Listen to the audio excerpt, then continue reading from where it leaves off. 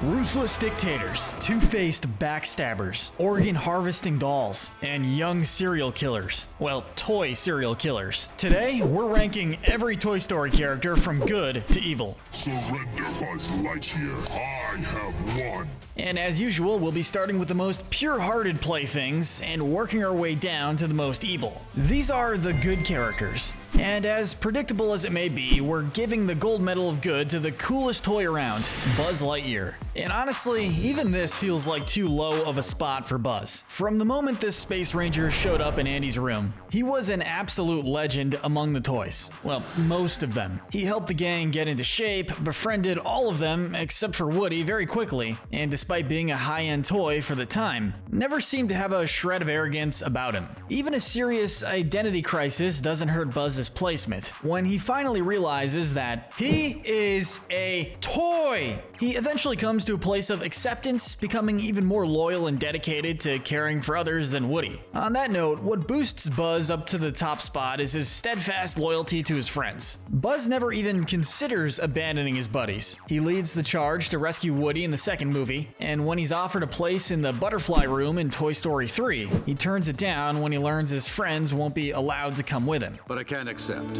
We're a family. We stay together. In the fourth movie, he even supports Woody's decision to become a lost toy, despite the fact that he obviously doesn't want to say goodbye to his best friend. Buzz really doesn't have any moral failings, despite initially believing himself to be an intergalactic space ranger. He's always been a shockingly down-to-earth, caring guy. Heck, in the Small Fry short, he's revealed as the type of guy who will even help someone who tried to steal his identity seek help and become a better person. Buzz is an absolute gem, and there's nobody else who deserves the gold medal of good more than him.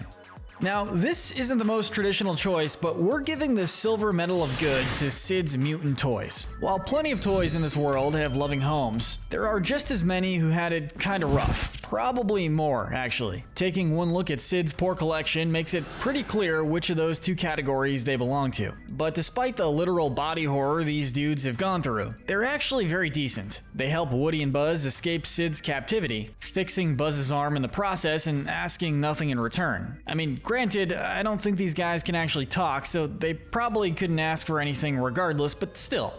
Now, taking the bronze medal of good is the most fearsome dinosaur around, Rex. Most known for being one of the only toys capable of defeating Emperor Zurg, Rex is the most soft-hearted and compassionate out of all of Andy's toys. He assumes the best about the people around him, being one of the few toys who doesn't jump on the Woody is a murderer bandwagon during the first movie. Rex is always there when you need him, and the absolute worst we could say about him is that he can be a bit of a scaredy dinosaur. He does briefly try to back out of the mission to rescue Woody in the second movie, and can sometimes be a bit clumsy. In the Partysaurus Rex short, when the other toys call him a party pooper for accidentally popping a bubble, which was a really unreasonable response, by the way. He goes a little overboard throwing a party for the bath toys, only just barely stopping the house from flooding in the process. That aside though, Rex is a sweetheart, and no amount of terrifying roars can take away from how pure he truly is. From a scary toy who turned out to be adorable to a cutesy toy that's just a little bit unnerving,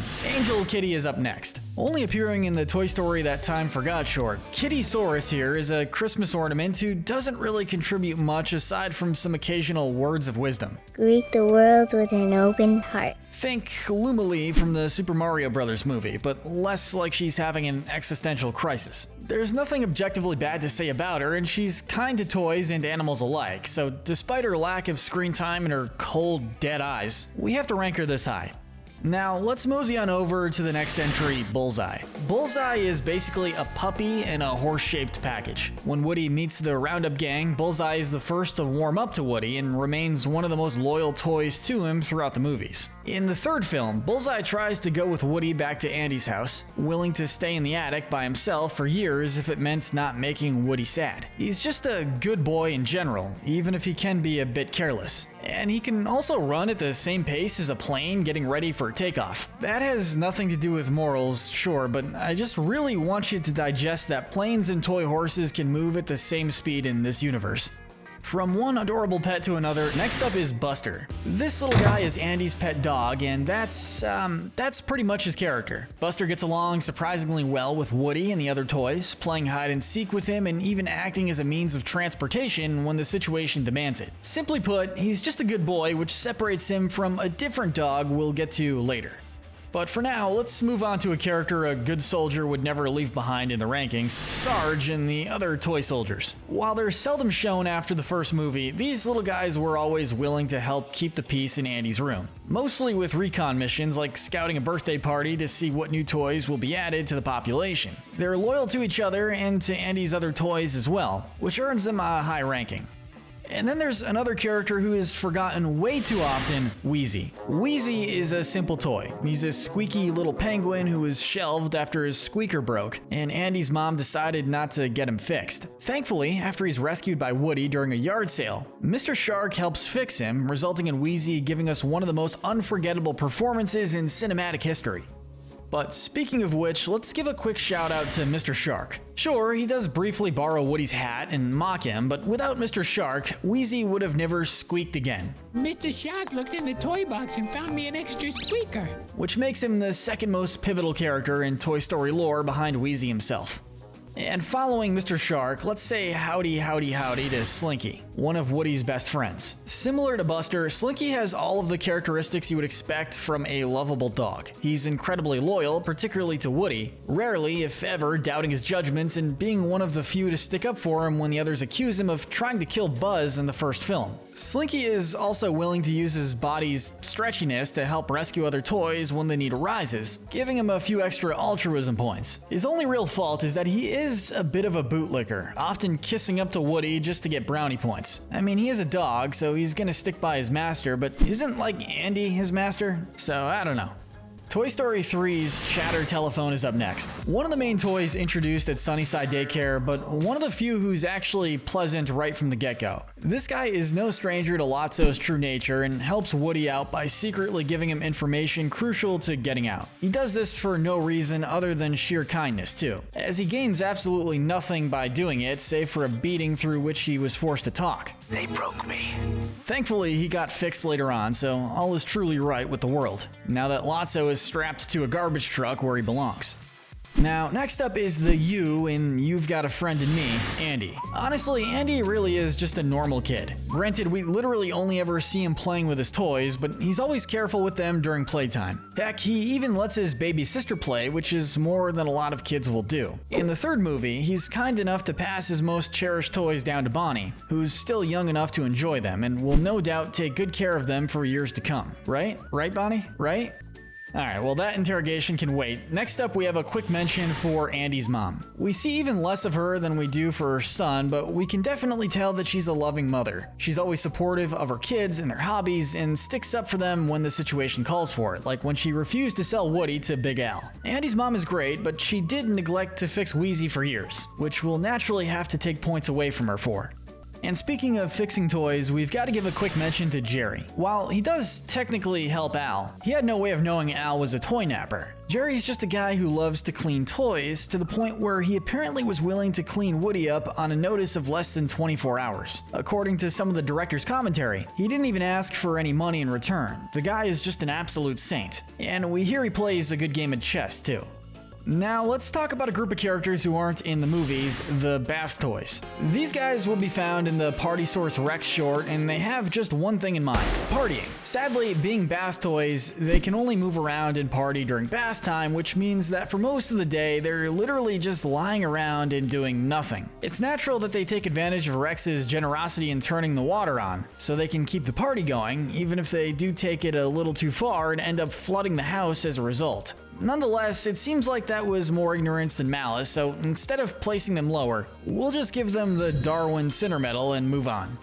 Molly's lost toy and Woody's lost and found love, Bo Peep, is up next. Bo Peep was a popular toy in Andy's room, eventually passed down to his sister Molly, and ultimately given away to another family. Resultantly, she became a lost toy, a toy who roams the wild and gets played with by kids everywhere. Or, like, until one of them decides to take her home, at least. All the logistics questions aside, Bo Peep's worst attribute would be a slight lack of loyalty. And I don't just mean as a lost toy. In the first movie, she kind of flirts with Buzz despite clearly having a thing with Woody. I found my moving buddy.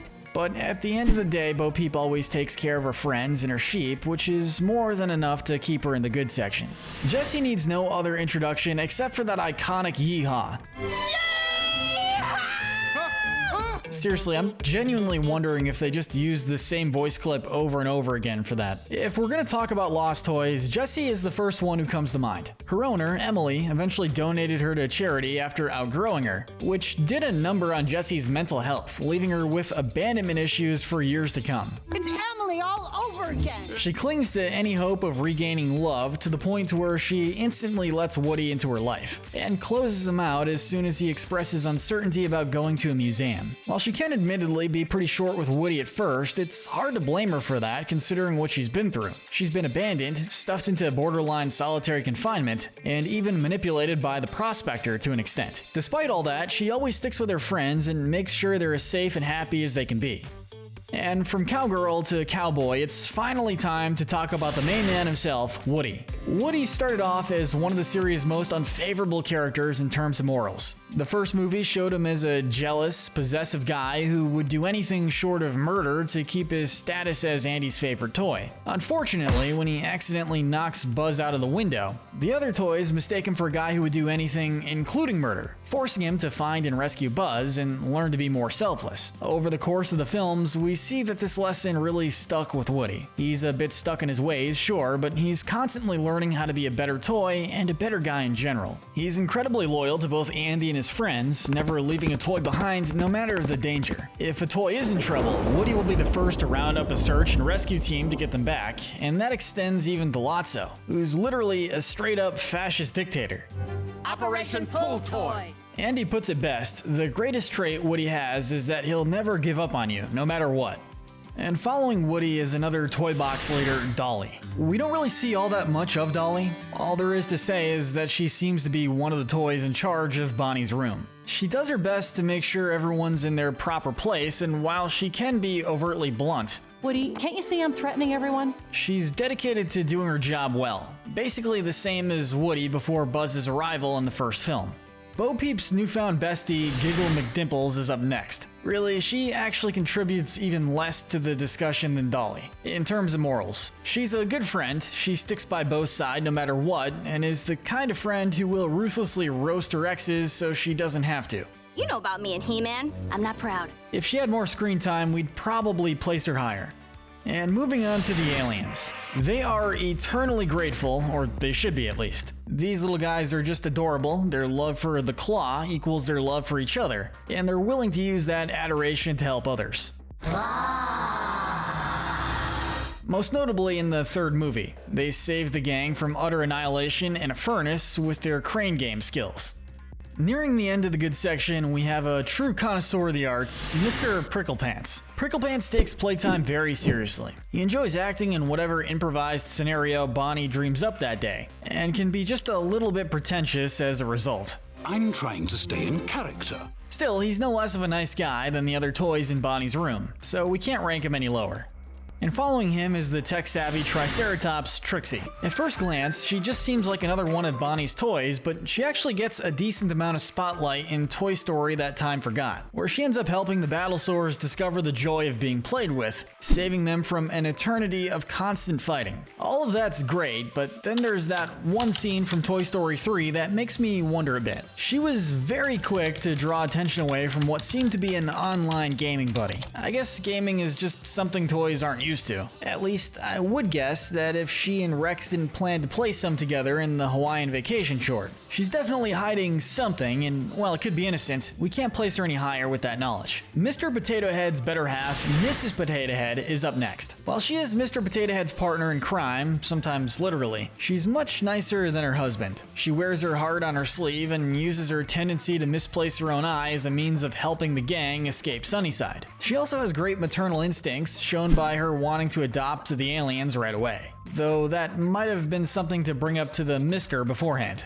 He may be self-described as trash, but Forky is anything but in our eyes. A toy handmade by Bonnie, Forky spends the first act of the movie desperately trying to get rid of himself by falling into trash cans and jumping out of moving vehicles. And I promise it's less morbid than it sounds. But as time goes on, Forky learns about the world and becomes a compassionate, understanding guy. When Gabby opens up to him about her loneliness, he instinctively comforts her despite her being his kidnapper. Forky's a good toy, he just needed to figure out that he was a toy. I get it now. I'm Bonnie's trash. Only time will tell if Forky will be able to conquer the almighty iPad, but I'd say he has a chance. Landing really low in the good section, we have Bonnie. I'll start out by saying this much: Bonnie is an innocent child. She isn't a bad person or anything, but this is a Toy Story morality ranking, and in that context, we have to describe Bonnie as a more neutral party. If you're wondering why that is, well, you lost him for a spork. Seriously, Andy straight up told this child to her face before giving her his most prized possession for free that he was more special than the others and needed to be taken great care of. You think you can take care of him for me?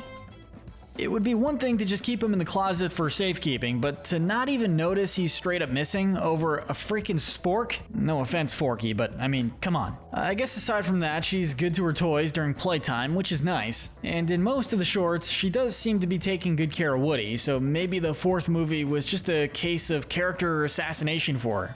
Next is one of only 2 characters in the franchise to have her own spin-off movie, Barbie. Like Bonnie, she's not here because of any moral failings, she's just more of a neutral character than most of the others. She's quick to impulsively join Ken in his dream house, but she's just as quick to dump him when she discovers that he's knowingly allied himself with a dictator. The worst we could say about her was her willingness to psychologically torture Ken for information on how to change Buzz back to normal, which honestly, given the context, that was kind of a good thing.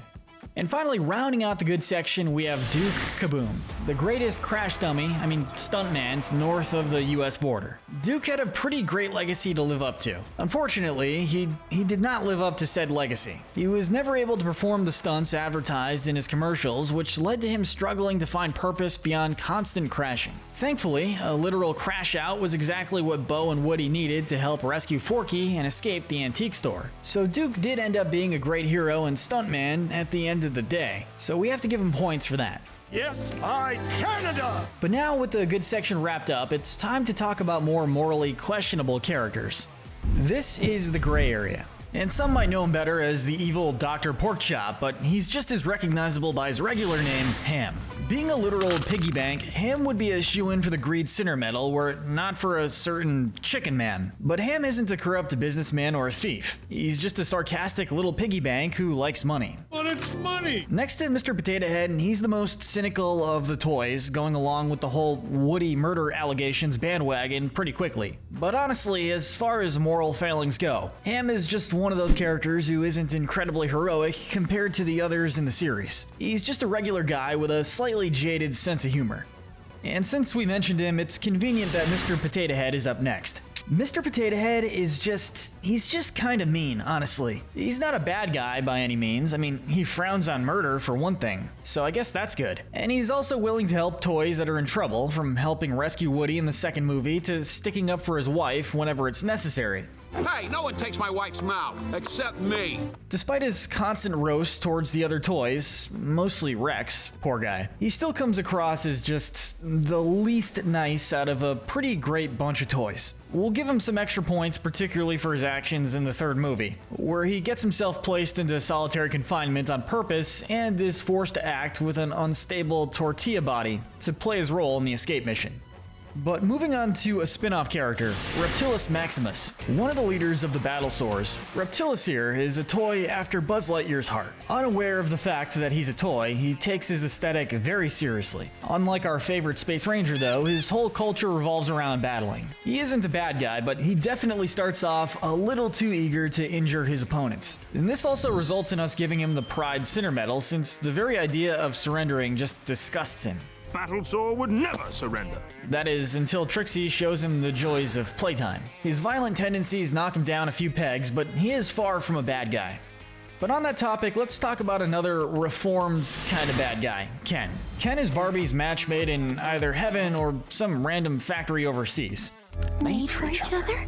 In any case, he does have a decent redemption arc. He starts out as one of Lotso's enforcers, helping him maintain control over Sunnyside. But once he meets Barbie, he starts to steadily change. He stands up to Lotso for the sake of protecting her, willing to risk his life to save his new girlfriend and her buddies. We also had to give him some points for the Hawaiian vacation short, where it's revealed that he had been planning a vacation with Barbie for months so they could have a perfect first kiss. We are going to give him the Lust Sinner medal since his love for Barbie is what pushed him to become a better person in the first place, but at least he used it for good.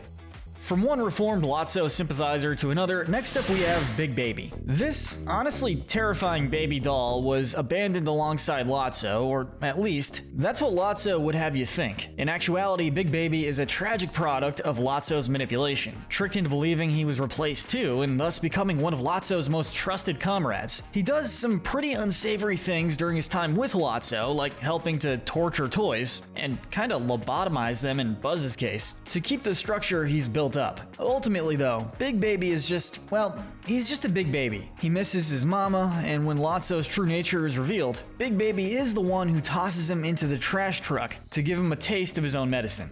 The diabolical, not really, Emperor Zurg is up next. As Buzz Lightyear's arch rival and an equally cool toy. Seriously, I always kinda wanted one of him. Zurg was literally made to be Buzz's enemy, to the point where his very first thought upon being activated was destroy Buzz Lightyear. Literally defaulting to destroying your arch nemesis is a surefire ticket to the Wrath Sinner medal. But it turns out that Zurg actually has his good traits. After he's shockingly revealed to be Buzz's father and then promptly defeated by Rex, we see him trying to bond with Buzz, playing a wholesome game of catch with the very same ball blaster that he just used to try and murder him with. And honestly, I'm sure the 5th movie will be good, but this bond is the one I want a movie about.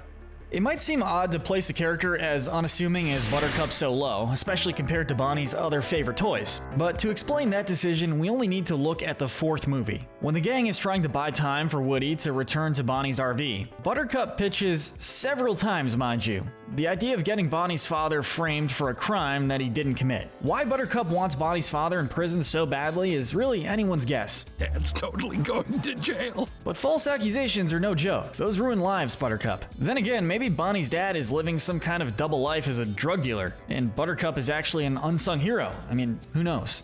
I'll tell you what I do know. Mini Buzz has earned his low spot on our list. We only see him in the spin-off short Small Fry, in which he manages to switch places with Buzz for the sake of getting some coveted playtime. That's kidnapping and identity theft right off the bat. And we can actually add a count of assault on there too. Yeah, we saw you slap Ham's butt there, dude. You ain't slick. Could somebody tackle him, please? Still, you can't blame the little guy for wanting some playtime. That is like a toy's entire purpose, especially a fast food toy. In the end, he got the therapy he needed along with a bunch of new friends, so I guess we'll give him a bit of leeway. And we're inching ever so slightly closer to the bad category, and the series' first villain, Sid, is just barely avoiding it. Honestly, there's been so much discussion of Sid as a villain that it hardly even needs to be explained why he's a gray area character rather than a bad guy. He constantly mutilates and blows up his toys, yeah, but he literally had no way of knowing they were sentient and probably needed years of psychotherapy after the fact. Aside from that, the absolute worst we could say about Sid is that he is mean to his sister, often using her toys for his experiments as well. If she says it's not true! But in his defense, he is a kid, and later seems to have a respectable job as the garbage man. Sid's made a decent life for himself, and that's great for him. Just don't question why he starts hyperventilating when he crosses the Funko Pop aisle. And for the very last of the morally gray characters, we have the fuzzy duo of Ducky and Bunny. These two top-ranking carnival toys instantly grow jealous of Buzz when he shows up on their turf, an archetype which sounds weirdly familiar for some reason. Well, in any case, they're not bad. They just want to be played with by a kid like most toys, and are willing to help others if it means getting closer to that goal. They're also willing, however, to pitch several ideas that involve assassinating an old lady to help Woody and the gang escape the antique store, which definitely makes them the least good out of the heroes in this franchise. But honestly, their willingness to murder an innocent owner makes you wonder how differently things would have gone if these guys were Sid's toys. But we finally get to the dark side. We've now reached the category for the more unsavory toys, and like one human being on this list. These characters are the bad and the evil. On the lesser evil end of the spectrum, we have the Bensons. Given their lack of dialogue, or really lack of any character traits except for loyalty towards Gabby Gabby, the Bensons are pretty one note. It's never really made clear why they're obedient to her, so I guess it could be that they're under duress, but they're still helping a criminal who's guilty of some pretty shady stuff in pursuit of her goals. And even if that shady stuff is done to try and get herself a happier life, that's still not something we can entirely excuse. And on that note, let's talk about Gabby Gabby. Despite her low placement, Gabby Gabby isn't a cut and dry bad guy. At the end of the day, she just wanted a kid to love and play with her like any other toy. She went overboard in her pursuit of this though. She was willing to kidnap Forky and hold him as ransom for Woody's voice box, making her guilty of, say it with me kids, the toy equivalent of coerced organ harvesting. While we have to place her in the bad category on the sheer basis of how far she was willing to go in pursuit of her goals, she does seem to be genuinely happy with her new owner, and it's safe to say she likely won't be causing any more trouble from now on. Now, this might be a surprising choice, but we're placing Prospector Pete as one of the lesser evils of the series. Honestly, we kind of feel bad for this guy. He spent his entire life on a shelf watching other toys get sold while he was left to collect dust, which led to him holding a deep-seated hatred for the hot-selling space toys, a brand of toy-style racism we have to give him the Envy Sinner Medal for. 2 words. Sputnik. Throughout the second movie, when Woody shows up alongside the rest of the Roundup gang, Stinky Pete does everything he can to manipulate him into staying with them so they can go be on display at a museum in Tokyo. Now, I'll be the first to say that Pete's plan isn't all that bad. In fact, it's kind of reasonable, since the alternative is them going back into storage, and not wanting to go back into solitary confinement is a pretty reasonable take to have. What's more, Pete actually does treat his friends with kindness and care until he feels his future is threatened. Nonetheless, he was more than willing to tear Woody apart temporarily if it meant having his perfect vision of the future fulfilled, which is frankly much worse than anything Gabby would have dreamt up. Hopefully, his time with Amy made him a better, significantly stinky guy.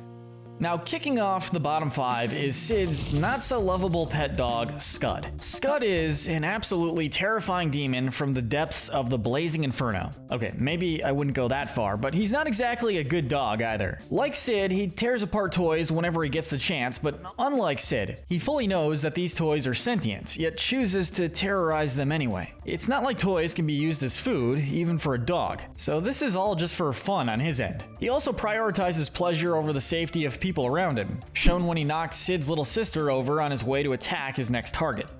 Something tells me Scud would fit right at home with the Battlesore Elder, the last character who isn't in the main series, instead being in the Toy Story That Time Forgot short. While he's kinda the main antagonist, it's really unclear what this guy's goal was. I mean, being a Battlesore, he likes fighting, that much is clear. I find their lack of armor disturbing. Unlike the others though, he's actually fully aware that the Battlesores are toys, but he keeps them ignorant so he can use his knowledge to rule over them with an iron fist. Still, once Mason and Bonnie start to play with him, he seems to find peace and warm up a bit.